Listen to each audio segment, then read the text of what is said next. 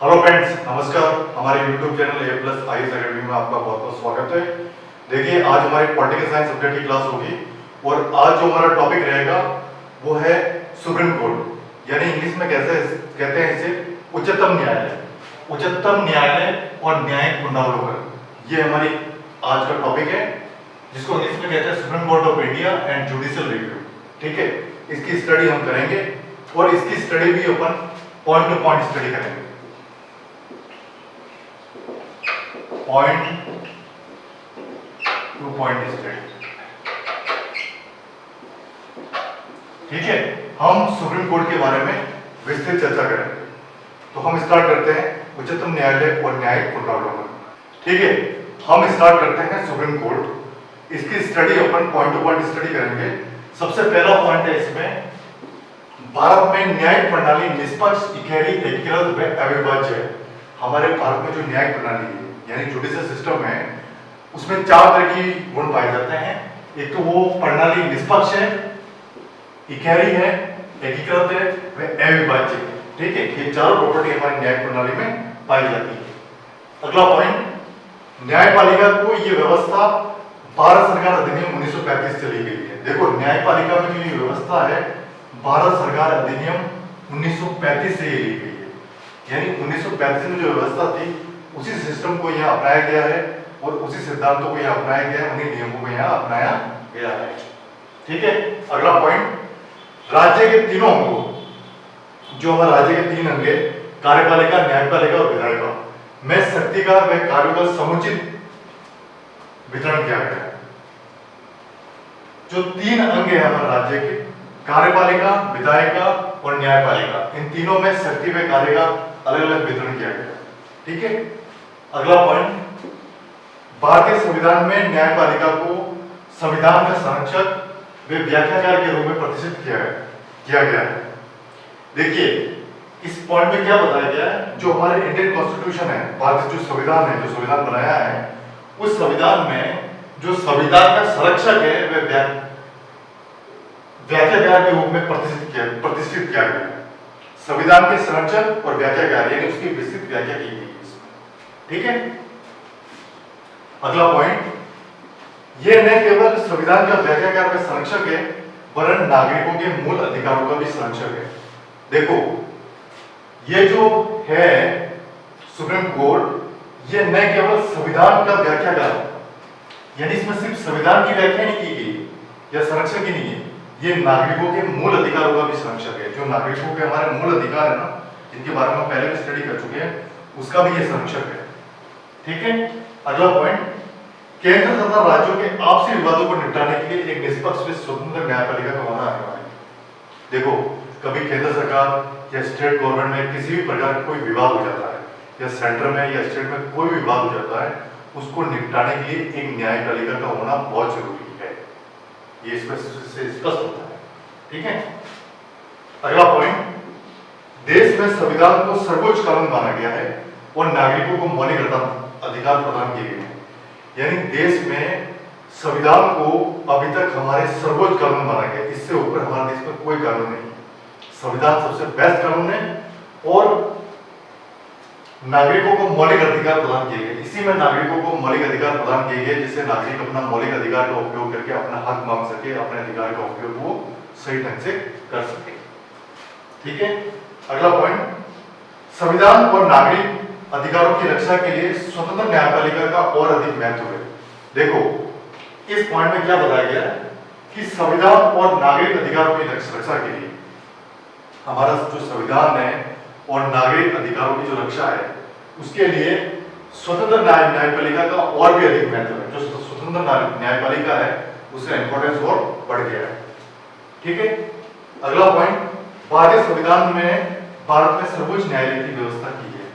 जो हमारा भारतीय संविधान है उसने भारत में सर्वोच्च न्यायालय, जिसको इंग्लिश में सुप्रीम कोर्ट ऑफ इंडिया कहते हैं, उसकी व्यवस्था की गई है, जो आज भी चल रहा है।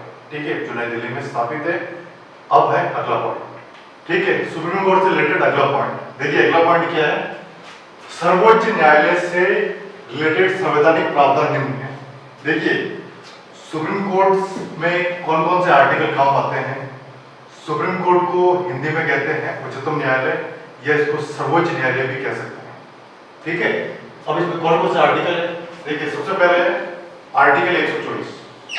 संविधान के अंडर आर्टिकल 124 का क्या मतलब है? उच्चतम न्यायालय, जिसको इंग्लिश में कहते हैं सुप्रीम कोर्ट, एससी शॉर्ट, की स्थापना और गठन। ठीक है, ये मतलब है आर्टिकल 124 का। अगला आर्टिकल है आर्टिकल 125। इसका क्या मतलब है? न्यायाधीशों को वेतन एवं भत्तों आदि का प्रावधान।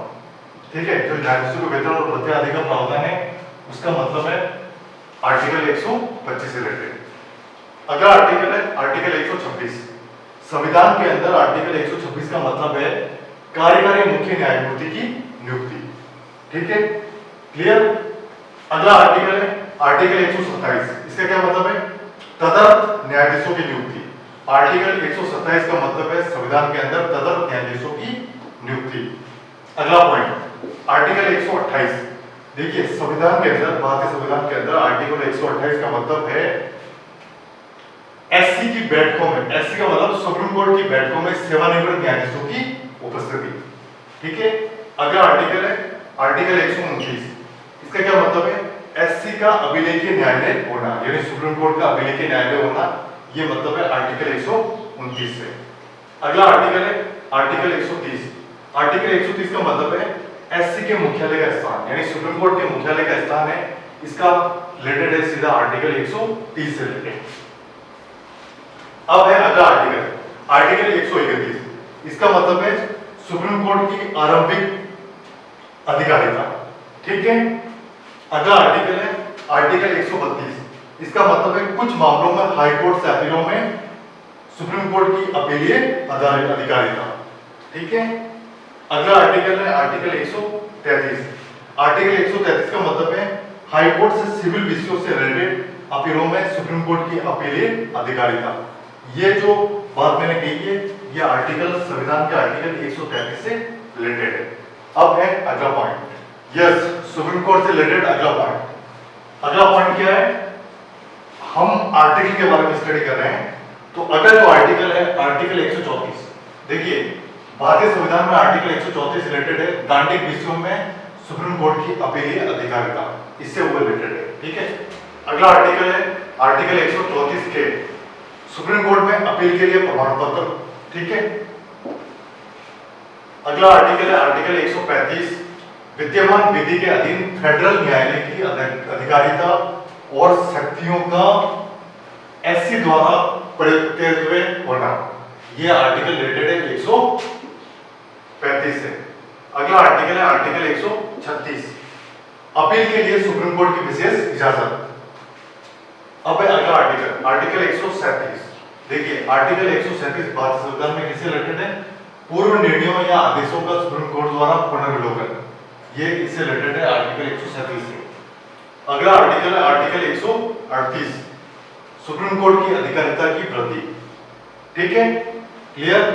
अगला आर्टिकल है आर्टिकल 139, कुछ रिट निकालने की शक्तियों का सुप्रीम कोर्ट को प्रदत्त किया जाना। ठीक है, ये जो बात है ये रिलेटेड है आर्टिकल 139 से। अगला आर्टिकल है आर्टिकल 139 के, कुछ मामलों का अंतरण। ठीक है, अगला आर्टिकल है आर्टिकल 140, ये रिलेटेड है उच्चतम न्यायालय की अनुषंगिक शक्तियों से। ठीक है, अगला आर्टिकल रिलेटेड है, अगला आर्टिकल है आर्टिकल 141।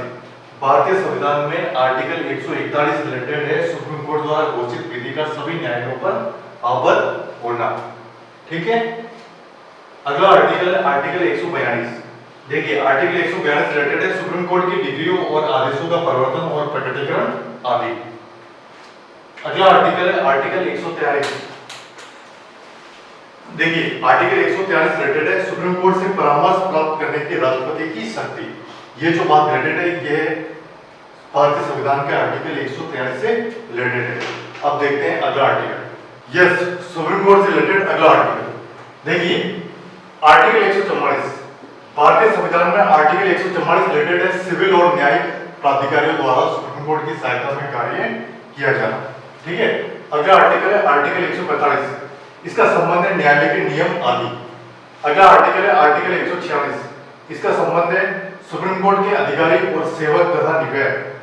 ठीक है, अगला आर्टिकल है आर्टिकल 147, जिसका संबंध है निर्वाचन से। देखिए अभी तक अपन ने ये बहुत सारे आर्टिकल की स्टडी की है जो सुप्रीम कोर्ट से रिलेटेड है, ठीक है। अब है नेक्स्ट पॉइंट, अगला पॉइंट, न्यायपालिका का जो तीसरा अंग है, न्यायपालिका सरकार का तीसरा अंग है, ठीक है। और इसका आधारभूत कार्य है व्यवस्थापिका द्वारा निर्मित तथा कार्यपालिका द्वारा क्रियान्वित कानूनों को व्यक्तिगत व सामूहिक मामलों में लागू कर समाज में न्याय की स्थापना करना।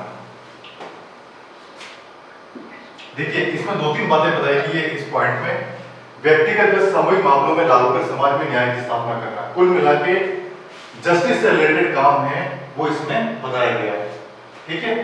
अगला पॉइंट है संरचना के विषय में भारतीय न्यायपालिका ब्रिटिश सरकार के समान है। देखिए स्ट्रक्चर के विषय में जो हमारे इंडियन जुडिशियल सिस्टम है, भारतीय न्यायपालिका है, वो ब्रिटिश सरकार के समान है, ठीक है। और जबकि शक्तियों के विषयों में ये यूएसए की न्यायपालिका के समान है। दोनों में डिफरेंस है, शक्तियों के संबंध में तो ये यूएसए की न्यायपालिका के समान है और संरचना की दृष्टि से ये ब्रिटिश सरकार के समान है। अगला पॉइंट, भारत में न्यायपालिका के सर्वोच्च स्तर पर सुप्रीम कोर्ट को स्थापित किया गया है, जिसके अधीन राज्य स्तर पर हाईकोर्ट है एवं हाईकोर्ट के अधीन जिला न्यायालय व अधीनस्थ न्यायालय है।